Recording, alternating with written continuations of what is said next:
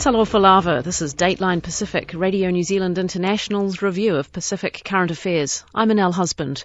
Today, the Solomon Islands Prime Minister sacks two of his ministers. Rain refills the reservoirs in Samoa's capital, where rationing has been in place. There are claims of unprecedented concerns over corruption in the Northern Marianas. There's a call for Australia to send diplomatic monitors to Papua. A former New Zealand Foreign Minister reflects on almost a decade of foreign intervention in Solomon Islands. And a state funeral is held for a former leading government official in Guam. One of the organisers of a rally held in protest against corruption in the Commonwealth of the Northern Marianas says there's an unprecedented level of concern over alleged abuse of power by the government.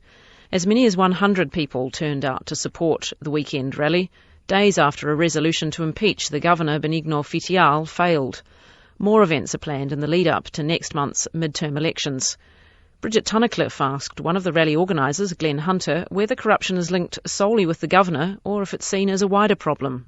The way I look at it, and the way a lot of people look at it, is it's far-reaching as far as the CNMI government in general, all the different branches and the different areas. But it's kind of rooted in the administration, meaning the governor himself, and in the dealings that he's done, and in his ability to send shock and fear through the government in order to manipulate things and keep the corruption from being challenged and keep from being held accountable. Do you anticipate that there'll be a good turnout at the elections in a couple of weeks, that people are keen to have their say? Because of the growing sentiment among the community in opposition to the high levels of corruption out here, and they're just blatant forms of corruption that have gone unchecked, that should motivate the community to get out to the polls and in their own way vote against corruption by voting out members of this legislature that have openly condoned or endorsed or supported the corrupt actions of this administration. One thing that I must point out, though, is there is a growing fear of manipulation or voter fraud or manipulation at the polls.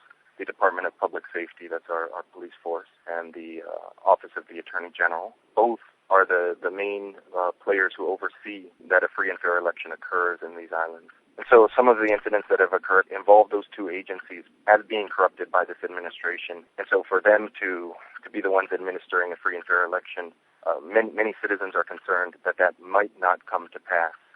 The current governor has had a pattern of abuse and neglect and corruption over his term and a half that he's been in office. And as that pattern has progressed, the public has also had a pattern of resistance or holding him accountable for that. And that has slowly built as his acts of corruption have built in tandem. The two are coming to a head.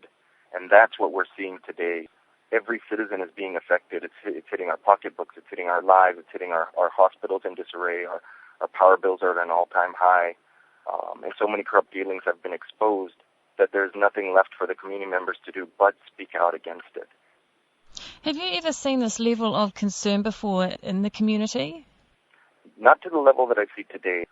There was one speaker that spoke at the impeachment session that said that there's a culture of just let it be, just let it go on, don't worry about it kind of attitude. And that can only last so long before it starts truly impacting everyone in the CNMI. And that's what's happening now. And if it were allowed to go on for 2 more years, that would be just tragic to this already faltering economy. And so, yes, there's a strong movement to make sure that he's held accountable in January. Glen Hunter in the Commonwealth of the Northern Marianas speaking to Bridget Tunnicliffe. You're listening to Radio New Zealand International's Dateline Pacific.